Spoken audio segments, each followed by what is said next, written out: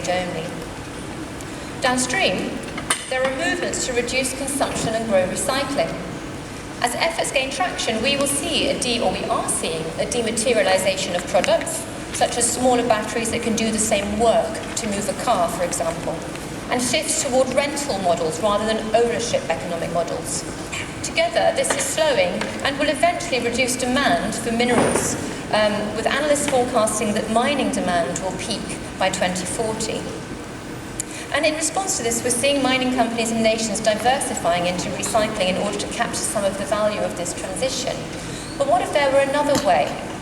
This is what we're going to explore today. At the root of the concept of materials as a service is the idea that minerals should belong to humanity as a whole. Could we not build a way to have a hereditary lease when we use minerals? And could this not bring intergenerational financial returns for the people whose land the mineral comes from? This means moving ownership of the mineral along the supply chain and providing the product through service contracts rather than as a good to be purchased or owned. And this has already been done for metals further down, and Suzanne's going to tell us a bit about this. And ultimately, this is the core of the concept. In mass models, ownership of the mineral would be retained by the producer community and nation, and miner, potentially, whose land has been mined. And they would then contract toll smelters, refiners to purify their metal, sell the usufruct of the material to users along the value chain, based on a guarantee that the material could be recoverable at end of use. So that's the basic of the concept. Are you ready? Are you interested? Yes, because when I first learned about this in the World Resources Forum, they gave us I didn't go, but they had minutes of the event. And I just went, this is amazing. So Suzanne, this is amazing. And you're one of the people, along with other collaborators in the room, who took this idea to the World Resources Forum. Can you tell us a bit more, please? How is it already working in another sector? And based on that, how could it work for mining?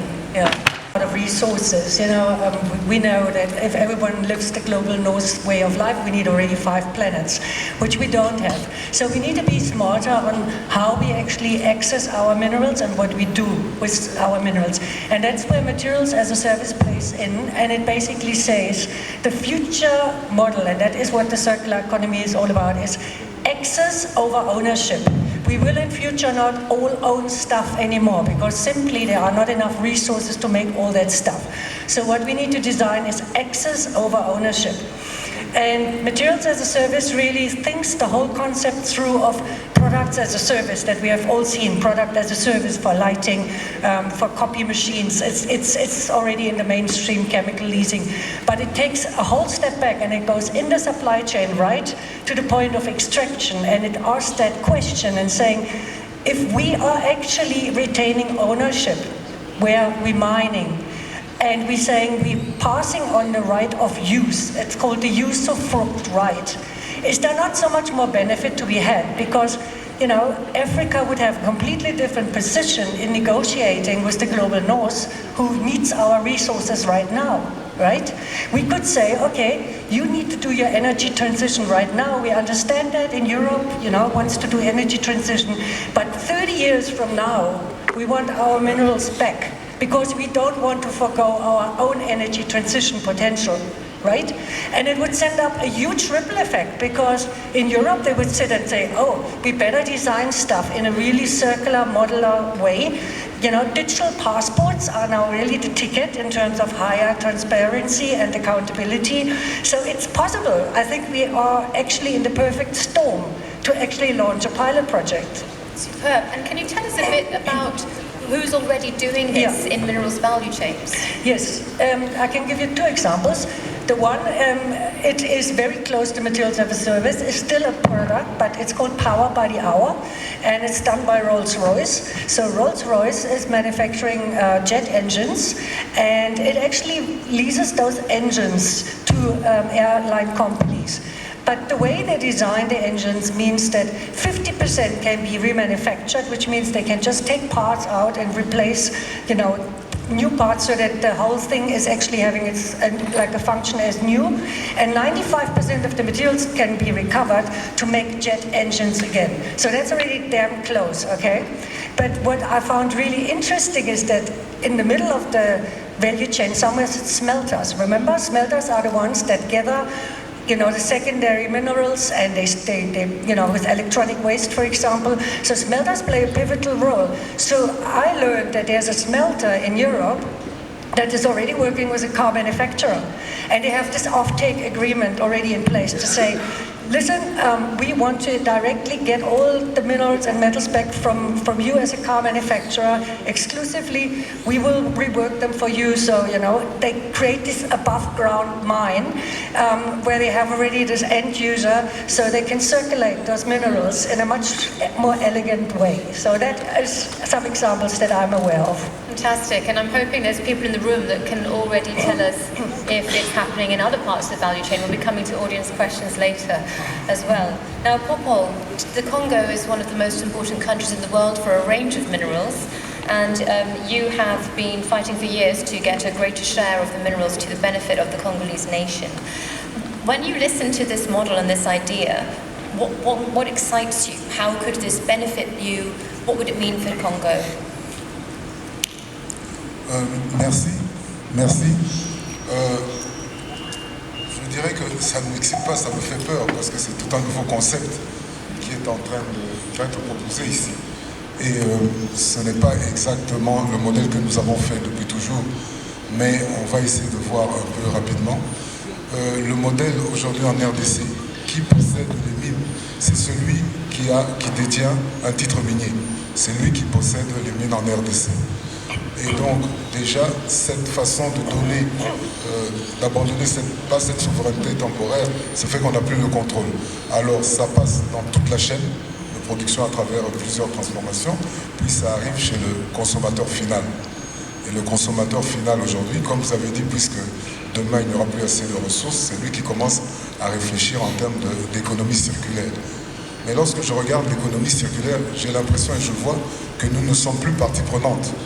C'est-à-dire que si nous envoyons, par exemple, le minerai aux États-Unis, c'est produit par Apple, et eux, ils recyclent ce minéral, et ils ont à peu près 500 tonnes qui restent, et puis ça tourne. Mais nous n'avons plus, nous sommes obligés seulement de produire. Donc, dans votre concept, je pense que c'est intéressant de manière à voir, au moment où c'est le end user qui a le produit, de quelle manière il peut se tourner ou voir celui qui avait donner ses produits. Alors, ce que je pense, ce qu'on devrait faire aujourd'hui, par exemple chez nous en RDC, nous produisons et nous devons d'abord commencer par regagner notre souveraineté industrielle. La Gécamine, à l'époque, avait les produits et elle discutait directement avec les consommateurs finaux, certains d'entre eux. Comme Madame vient de dire, on discutait à l'époque avec Rolls-Royce pour les moteurs. Mais avec le cuivre, aujourd'hui, on peut discuter avec Apple. Vous avez besoin pour avoir 100 000 téléphones, vous avez besoin de 10 tonnes de cuivre. Nous allons vendre plutôt directement à Apple. Et maintenant, Apple va chercher à faire toute sa transformation lui-même, étant entendu qu'à la fin, on va devoir négocier pour avoir un certain pourcentage sur ce métal qui va quitter la première phase pour entrer dans la deuxième phase, celle de recyclage. C'est comme ça que je vois cette pérennisation possible pour pouvoir travailler. Mais dans la situation actuelle, ce serait bon, mais c'est tout un paradigme que nous devons changer. Aussi bien notre loi, aussi bien de faire les choses. Mais la Gécamine chez nous commence déjà à changer parce qu'aujourd'hui, elle produit, ou dans ces joint ventures, il y a un partage de production. Ce partage de production, par exemple sur 1000 tonnes, 500 vont à la Gécamine. Elle peut, par exemple, à ce moment-là, signer avec un consommateur final et voir de quelle manière elle peut rentrer dans un capital de recyclage. Ça, c'est un peu ma première réponse sur ce que je vois par rapport à ce qui est posé comme question. And how do you think, you've spoken about the possibility of partnerships with someone like Apple, right at the other end of the value chain. Where would that leave companies that are in the middle of the value chain, and where would that leave the mining company? How do you see that the model could work with the miner, with the commodities trader? C'est pour ça que je disais que ça me faisait un peu peur de rester à cette union, parce qu'ici, les gens vont se dire, wow, c'est quoi ça? Mais Apple, à ce moment-là, c'est très bien, parce qu'elle doit retracer ça, la traçabilité. Elle doit retracer tous les différents partenaires. Elle recommence par le schéma au départ, c'est-à-dire qu'on élimine tous les intermédiaires. Nous, on n'est plus responsable, c'est Apple qui a tous ces différents intermédiaires. Donc puisqu'elle a les 500 tonnes, elle va dire je te donne, voilà tu me fais ceci, ça va. Là il y a une meilleure traçabilité, parce qu'on parle aujourd'hui de traçabilité. La traçabilité aujourd'hui chez nous c'est compliqué. On trace en fait le métal jusqu'à la frontière. Et ensuite on ne parle plus de traçabilité, on parle maintenant de responsabilité alors que ça aurait dû aller jusqu'au bout.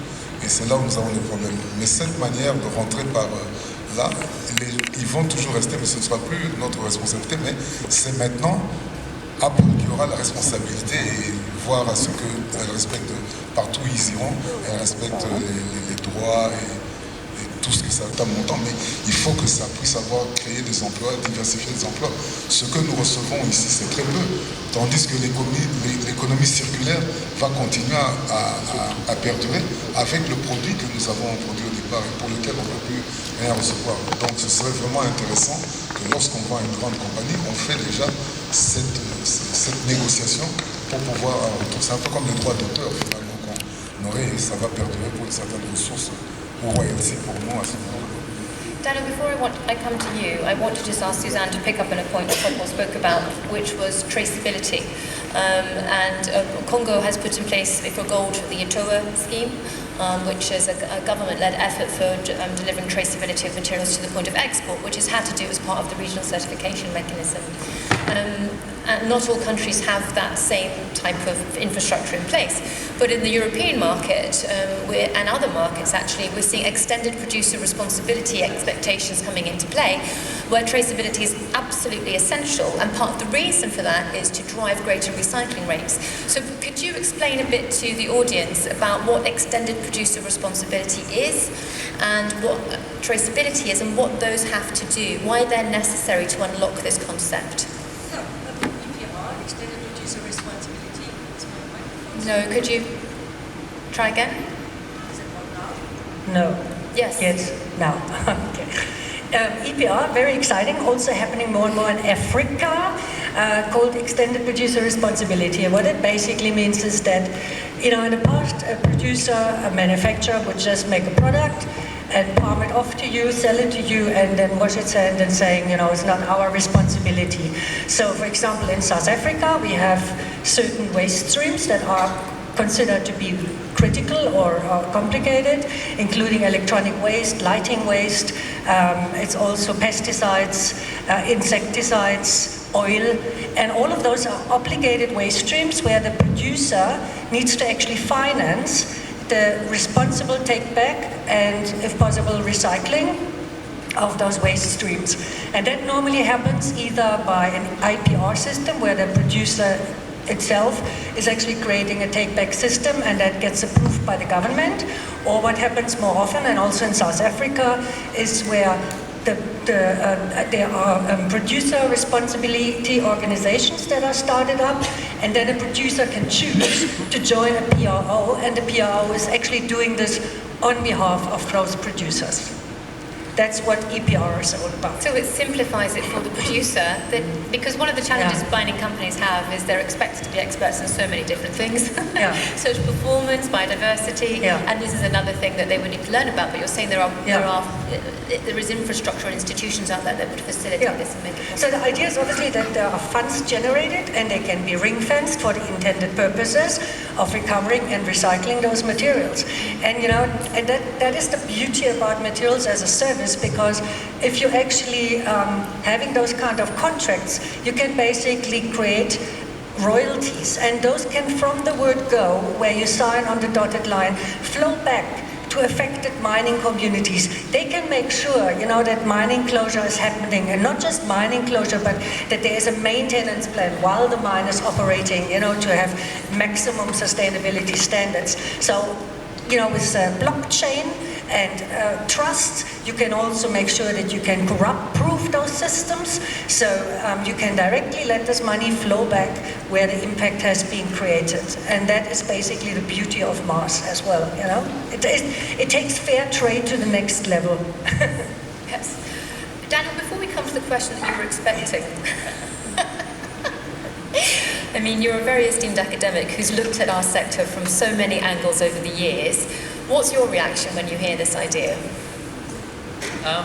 So I think that a lot of the time we're thinking about minerals use as if Africa or Australia or Canada are the producer and the rest of the world is the user. And even the conversation we have so far about materials as a service, that's the assumed thinking. It's in the mindset of all of us that that's the way we always think about minerals. But I think that there's actually something that materials as a service can do to think about, well, what are Africa's own mineral needs? What about the mineral needs of all the mineral producers? And that's really tricky for global supply chains. So maybe I'll explain a little bit about what we do at the Global Centre for Mineral Security and then come back to the materials as a service and how it might solve those problems. So our work is dedicated to the affordable and sufficient access of all people to the minerals necessary for human development. So shelter, communication, energy, mobility and sustenance. And mostly when we think about mineral security, we think about it in a national security sense. You know, what are the minerals that we need to import for our own national security if we're Europe or the United States? What are those critical raw materials and critical minerals, right? But we think about it from a human security perspective. What are the universal human needs that are satisfied by minerals? And there's a lot of people in the world in poverty that don't have access to those minerals. Yet we've never thought about it from that perspective. We've only thought about it from the perspective of what the already developed world needs. And so almost all that framing is about export. Africa exports minerals. And that ultimate service, that ultimate use is somewhere else. And that's kind of embedded in the idea of critical minerals as well. They're the minerals that Europe needs, but what are the minerals that Africa needs?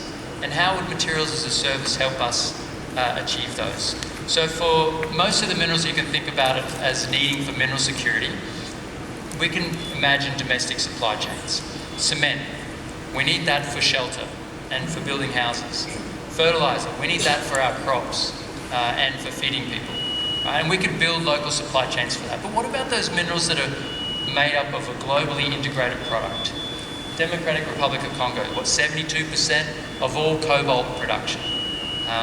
Yet in 2030, Africa will be responsible for 0.1% of battery minerals, batteries in the global marketplace, right? Latin America is the same. They've exported nearly 2,000 kilotons of lithium over the past 20 years. They've got 13 kilotons back in products. So Africa, Latin America are all exporting their minerals to be made into lithium-ion batteries or solar panels or whatever it might be elsewhere. How do those countries get back those commodities as the mineral products for their own energy needs? And materials as a service can help there, because we talked earlier about this idea of leasing so that we can get some royalties every time the mineral is transformed. But what about as part of that leasing, we'd say we want as a country to have affordable access to those mineral products back. You know, when you make it into a solar panel, we want to be able to buy that back at an affordable price. Not the price that you're selling to the rest of the market. We've provided you the minerals, right? So maybe it's a way we can actually address the mineral security needs of those that are producing the minerals, because currently almost all of our conversation is about mineral producers not actually getting access to the use of those minerals.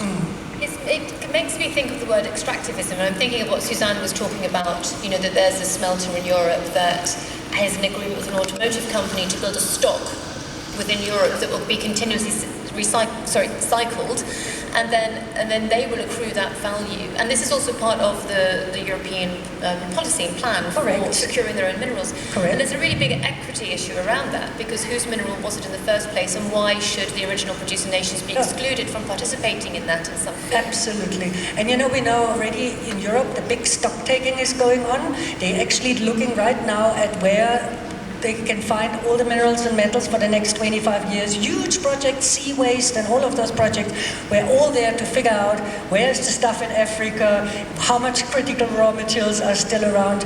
And they're doing at the moment stock take in Europe, where they actually really look where are the materials embedded, how easy can they be recovered and recycled. So we should not be naive here in Africa. And I'm German, so I'm feeling very strong about this, because I am a European, but I live in South Africa, so I know both sides of the world. And That's also why we started this organization. We need to develop our own voice in this entire global debate. Otherwise we will be bulldozed over, okay? And I think Africa is really, if we get it together, that countries in Africa work together, there is a very strong negotiation possible and much fairer trade conditions that can be worked out, because you can look at every single trade agreement. They are all oriented at advancing the global north. And I think this is a game changer, a potential where we can build all kind of added services instead of just handing over minerals at the lowest value because we don't have any refining facilities either. We can actually really turn this around and even add skills development programs to it. We can say also in terms of the secondary materials recovery, because it all comes back to us as electronic waste, right? So we can actually build Africa as a continent of skilled technicians that can fulfill a role in the wider urban mining place as well, to actually retain functionality of equipment. I see huge possibilities if we get it right and not just hand over resources. Yes, it would also unlock certain case to develop something here too. Please, Popol.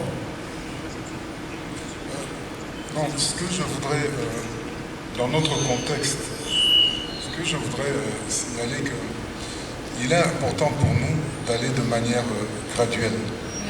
Et aujourd'hui, nous sommes dans une situation, il est clair que tôt ou tard, ça va se terminer. Et nous cherchons, en RDC aujourd'hui, nous cherchons, l'objectif du gouvernement, c'est de diversifier son économie. C'est avec l'argent que nous recevons, qui malheureusement n'est pas assez, nous devons commencer à industrialiser le processus de notre chaîne de valeur.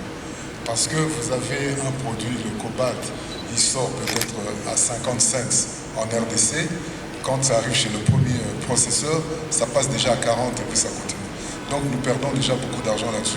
Et si nous arrivons aujourd'hui à mettre en place cette première phase, pas toutes les phases, mais première phase, on récupère déjà beaucoup. Donc je crois qu'il y a une façon de faire pour nous, c'est d'aller de manière graduelle.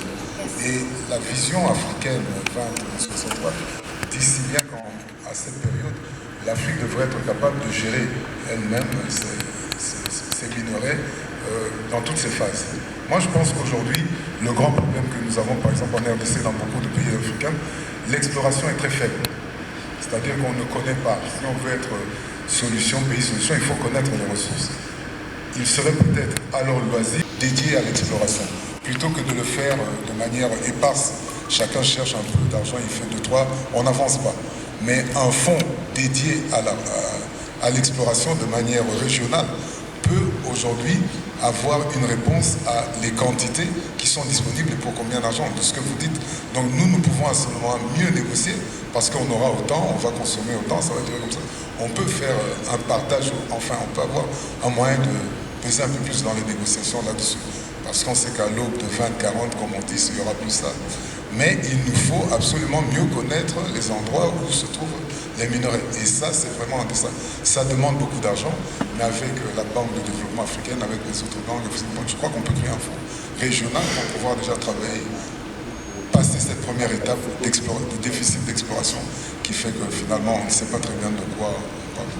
In some way, having such a fund, you give me an idea, because I expect there'd be such a lot of resistance for any project that's already been, not project, but reserve of resources already been identified, to go down this path. But to have a fund that invests in exploration like that, and say anything that's found with this fund we want to try this model with, or anything from this date we want to try this model with for 1% or 2% or whatever, to pilot it. Like this has to be done gradually, not just for the reasons you shared, but because I think it's so novel that it's going to terrify some people. So just thinking about that, how to make it feasible, anything to build upon from what Popol said, the idea of a fund, what else could make it feasible? It was exciting. We had discussions with the Development Bank, and there is this green minerals strategy, the African green minerals strategy. And it goes not very much at the moment beyond business as usual, recycle more. It doesn't really go to the real circular solutions. I would love to see that we're discussing to embed materials as a service as a key strategy in the African green mineral strategy. Okay. There's also some natural allies here. It's not just Africa that's in the situation. Australia, Canada, they also don't have control of the mineral processing for a lot of their commodities, and mineral processing that did exist is no longer as economic as it once was, right? So there's probably some allies in the other mineral producing countries of the world, which now you're starting to think about what broader alliances might look like, and it becomes more feasible. And I know for my panel tomorrow on lithium and graphite, I'm sorry to give the secret away, I know one of the panelists is going to talk about how it's actually not very cost effective to build processing capacity for one of the legal structure or infrastructure would be a barrier to this, and thus what would need to be adjusted. First of all, the habits, la perception auprès de la communauté. Our people should understand, because for so long we have been accustomed to one. Je suis en train de parler en français là, sorry. Je me suis perdu. On a été pendant longtemps habitués à faire la production depuis 100 ans d'une certaine manière. Là, il faut carrément changer, c'est déjà dans l'esprit de toute personne de voir la perspective. La deuxième, c'est que nous sommes obligés de changer la loi. La loi minière, elle a été votée en 2022, en 2002, et puis en 2018, elle a modifié, elle a consacré la façon dont on doit agir. Donc il faut déjà revenir à changer. Maintenant, quand on change, avant de changer, il faut avoir l'assentiment des autres que si nous changeons, on va adhérer à ces principes-là. Et c'est tout un processus qu'il faut aller. Encore une façon, l'union fait la force. On ne peut pas aller de nous-mêmes, mais je crois que si ce concept commence à évoluer, et ça peut faire pression avec la société civile et les autres, et les miniers qui sont les premiers à investir beaucoup d'argent, parce qu'il ne faut pas oublier aujourd'hui que les investisseurs regardent toujours le bénéfice qu'ils peuvent retirer. Et donc lorsque vous commencez à changer le système, ça devient plus predictable. Ça devient maintenant c'est compliqué ça. Donc il faut aller vraiment cheminer petit à petit. En RDC, je ne pense pas qu'on veut bousculer dès à présent un système qui ne nous garantit pas. Mais regardez, on ne sent pas toujours, parce que bon, soit c'est quoi, ce n'est pas assez, on dépense trop, ou c'est la démographie qui fait que l'argent n'est pas réparti. Mais on voit quand même qu'il y a quand même ce gap qui est assez important. Est-ce que nous retirons assez de ce que nous produisons? On vous dira, oui, on a donné 320 millions au gouvernement. Mais vous voyez le danger, c'est que vous, la compagnie, en donnant les 350 millions, avec l'économie de recyclage, vous allez continuer à gagner. Nous, on aura seulement les 300 millions. On a intérêt à nous diversifier tout de suite, sinon, après, on n'aura plus rien. Donc, est-ce que ce que nous retirons aujourd'hui est assez? Je ne le pense pas. Et maintenant, comment faire pour avoir beaucoup plus? Il faut qu'on commence à rentrer dans les transformations petit à petit sur place. Et là, ça implique automatiquement les défis que nous avons. Infrastructure et énergie. L'hôpital est déjà un exemple de manière régionale comment on essaie de résoudre un problème. Inga et les autres, on pourrait résoudre le problème. Il faut graduellement qu'on arrive à créer des emplois en faisant de la production industrielle, avec des activités industrielles, pour résorber le chômage et tout ça, avec la transformation sur place, pour pouvoir avoir plus de revenus pour faire quelque chose. Mais aujourd'hui, on voit qu'avec les 3 millions de tonnes, ce que nous recevons comme retour, on a un budget seulement de 15 milliards de dollars, donc je ne sais pas si vraiment c'est conséquent. Suzanne, in our preparatory call, you said something that we never got to. In fact, you didn't say, you wrote it in the chat, that we didn't get to explore. You said that materials as a service could be a game changer for conflict minerals. How? A game changer? Yeah. Yeah, because it really will ask for a whole new way of how investors see also risk. For example, we looked at a report from the European Investment Bank. They were one of the first ones that were really looking and trying to categorizing circular economy business models to de-risk them. You know, I think the entire banking world is completely linear economy based. So this is a huge ask, you know, I mean, we taxing labor, we should tax actually raw materials, you know, and the entire tax system would have to change as well. So it is a game changer if the finance people play along. And what I have seen is that there are like little boutique investors that start putting out their feelers. We spoke also even with people, and I mentioned with the CCCM people, you know, like Christian Spanner that we both know, and we asked him, hey, what do you think? And he's saying, you know what, there would be no harm to have a pilot, even if it's just a 1% of a mine, and they would switch just 1% of their business into a mass in a mass system, just to play with it and see how will it play out, you know? Yeah, but you need that kind of little experiment. Exactly. Before I come to the audience to share, I have some specific questions for you and I want to see your reactions. I just want to ask the panel, is there anything else you'd want to share about what you see as the major impediments or enablers for moving this forward? The key impediment, I think, depends on you need very short, for it to work, very short supply chains. You know, the shorter the supply chain, the less people in the value chain, the easier you might be able to pull off a pilot project like we're pushing for right now. We spoke to people like fair trade because we were initially, hey, you know, how about this, the gold, and you're already doing your fair phones, and they reminded us gently that, you know, it's only like really very little milligrams of gold on each in those phones, and you have very complex, value chains. So I think one of the key impediments is if you have very global and long supply chains that go all over the world and back. So focus on something that has a short supply chain. It sounds like you're also saying focus on a mineral that's not too distributed. So, for example, tin wouldn't work because tin is a tiny proportion of the products it tends to be in. But where you have products that are largely one material, then that becomes... And also that have an intrinsic value. So something like gold, diamonds, the whole, you know, precious metal group, those would be key candidates. You don't want to do this with coal because you're going to burn coal, right? So the idea is obviously something that you can recover as elegantly as possible again and as purely as possible. And platinum could be a strong candidate for Yes, that, actually, especially for catalysts, for example. Yes. The extent to which platinum reserve, mines, particularly South Africa, are nearing end of life. Popol, what about you? Do you have a view on what the major impediment or another major impediment or enabler is that you'd want to talk about?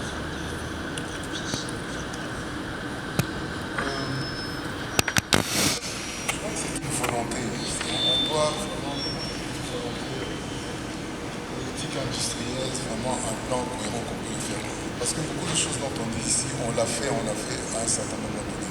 À l'époque, nous avions un contrat avec Umicore et nous envoyions nos produits de cobalt 99.9 aux États-Unis.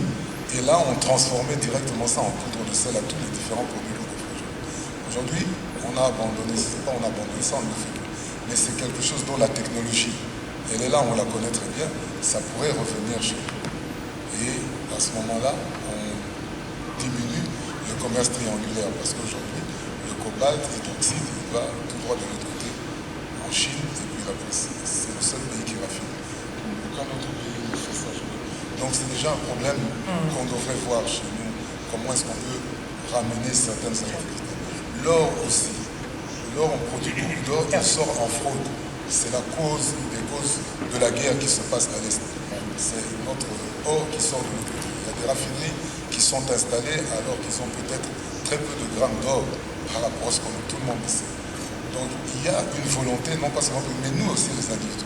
Aujourd'hui, si nous, Congolais, nous disons que nous n'allons plus exporter notre or, qu'est-ce qu'on fait? On n'a qu'à produire notre or chez nous, où on peut déjà le faire. Où on dit on va maintenant porter des bijoux congolais, plutôt que d'aller toujours à Dubaï, un peu partout. Il y a moyen de faire déjà nous-mêmes, de prendre conscience qu'on arrête certaines histoires et on diminue le flux. Et sur le plan international, nous travaillons, le monde aujourd'hui, il est plus interpolaire, il est mondial. On travaille à travers plusieurs organismes internationaux, que chacun respecte les règles, tout simplement. Nous sommes dans la CIRG, nous sommes dans l'OCDE, nous sommes dans choses, mais aucun aujourd'hui n'a parlé par rapport aux problèmes que nous avons. Pourtant, le CIRGL, on est très bien dans ces instruments qui a là, il faut, par rapport aux autres pays, déclarer vos productions. Quand un autre ne fait pas, je ne comprends pas toujours pourquoi l'OCDE, aujourd'hui, ne se lève pas pour dire, bon, il faut bloquer les minerais de certains pays parce que ça ne respecte plus les règles. Donc il faut beaucoup de franchise, beaucoup de vérité, qu'on se regarde en face et que le monde sera un peu plus, moins belliqueux qu'on a aujourd'hui, tout simplement. And Daniel? Yes, I was just thinking that there's obviously some logistics and economics of, and economics of recycling issues, especially when you've got maybe some of the minerals in that product being leased, maybe others of the minerals not being leased and owned. Maybe there's leasing by two different countries, and so like how to actually enact the recycling and the economics of that would be interesting.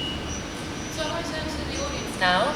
I'm hoping there are people with microphones that... And that natural capitalism has become more of a central point of interest and contention. So we need to develop vehicles, property vehicles, that can facilitate that kind of complex stakeholder involvement, and that would, is not completely unfounded, because we have community-based trusts, we have bonds that exist, social impact bonds, we have indigenous land agreements that exist. All of that already give us good and bad practices to work off. And I think one of the main points that we would have to iron out is dispute resolution, but ultimately recognizing that the purpose of it is earth stewardship and our role as taking care of where this mineral is coming from.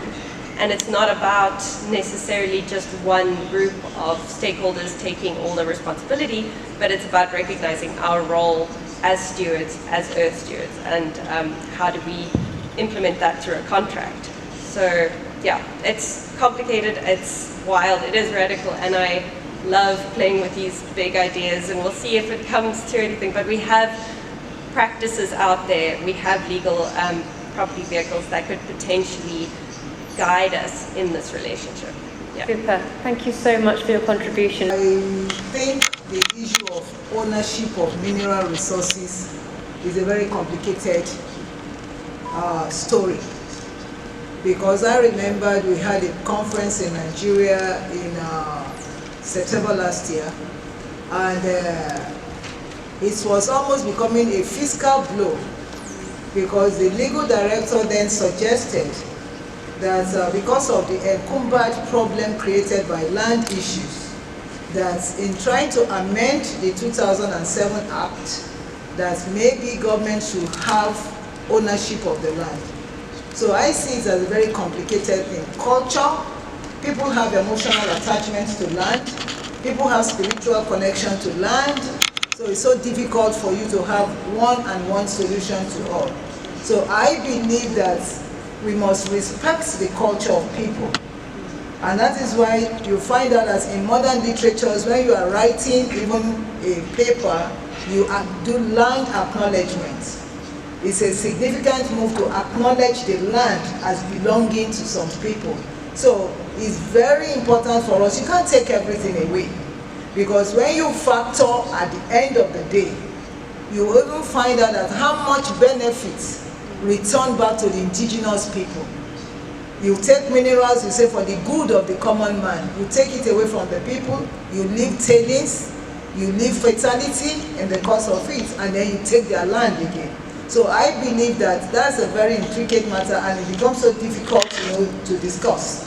But I believe that jurisdiction by jurisdiction, you just have to sit down, engage the local people, the indigenous people, and decide what you want.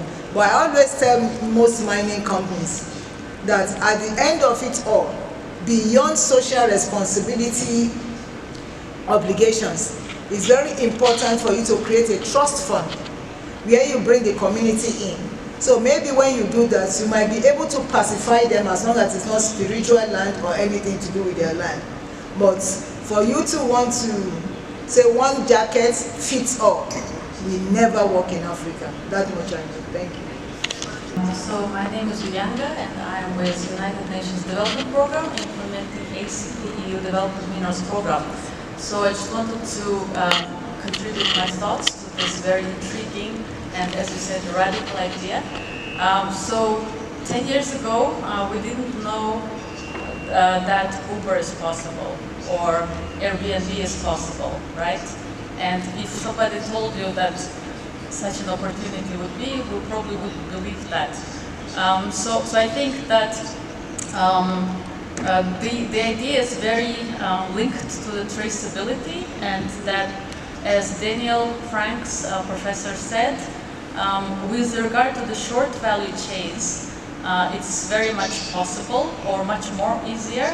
The reason I'm saying is because our program, we're working with short value chains of minerals that are things like industrial minerals, construction materials, and so forth, which are mostly within countries. But outside of countries, let's also think about the possibilities how the traceability could then be linked via digital apps, for instance, whereby people who are from the communities of producing countries can be actually getting benefits through that, renting their resources. So yeah, just wanted to add, I don't have anything concrete to say, but let's open our minds. Bianca, thank you for reminding me. Moi, je suis de la République démocratique du Congo, je suis l'inspecteur général de l'inspection générale des mines. Je suis l'inspecteur général de l'inspection générale des mines. En fait, par rapport à la préoccupation que vous venez de soulever sur la propriété, je crois que madame qui m'a précédé, qui a dit un mot essentiel, c'est vraiment une question épineuse. Le directeur général Mabolia, quand il a introduit dans les prémices de départ de son introduction, il a dit clairement ce qui est repris dans notre législation. Au fait, c'est un bien, le minerai c'est un bien, qui doit appartenir à quelqu'un. Dès le départ, avant qu'on le donne à celui qui détient le titre, le sous-sol appartient à l'État congolais. Mais dès que l'État qui a le pouvoir concédant donne un titre minier à un tiers, donc les biens directement passent. L'État se dessaisit de ces biens. Le bien devient propriétaire du détenteur. Donc la société détentrice du titre minier, en vertu de ce droit qui lui a été conféré, il peut jouir. Et la loi va plus loin chez nous. Donc il peut commercialiser à personne, à une personne morale évidemment ou physique, de son choix, suivant les conditions du marché. Donc, maintenant, ce n'est pas une question facile parce que nous devons le dire tout haut, mais disons vraiment la glace. Les opérateurs miniers, comme les utilisateurs finaux, ne sont pas des agences caritatives. Les opérateurs miniers ne sont pas des agences caritatives. Donc, quand ils viennent, c'est pour faire des bénéfices. Le bien lui appartient. Mais alors maintenant, comment faire pour aider les pays d'origine de ces biens, pour que nous assurons la continuité? Le DG Maboula vous a parlé de la traçabilité. Je crois qu'il y a la dame qui venait de Terre, nous a encore parlé de la traçabilité.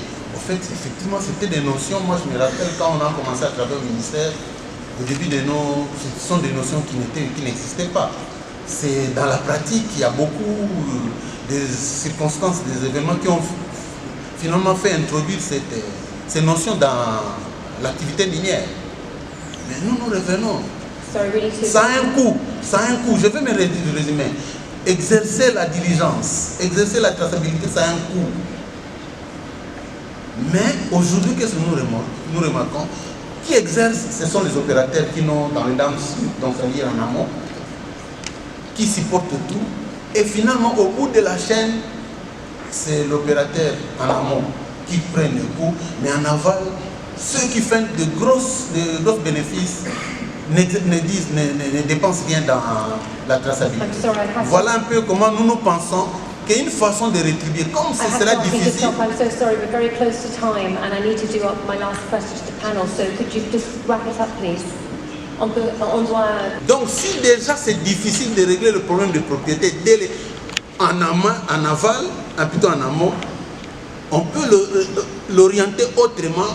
L'essentiel c'est de faire bénéficier ceux qui sont en amont du bénéfice de la rente minière. Merci. Thank you so much. The very last questions, and very quickly, because I want to ask the audience a final question before we start. So, would you like to see materials as a service developed in Africa? And if so, what is the next step? Okay. Suzanne. I want to see this in my lifetime, and I would like to just see a proof of concept. I'm not looking for something that changes the world overnight. Okay, all I want to see is a short supply chain, some boutique mine, and some producer somewhere in Europe who is actually keen to embark on the experiment. even if it's just a fraction of their business market that they have, just 1% or 2%, and really seeing that as an opportunity also to secure their business model, because as we run out of minerals, what are the mines going to do? So they have to start reinvent themselves. They should start getting more interest to become more urban mine savvy, and that is one of the first steps as well. Thank you. And Paul?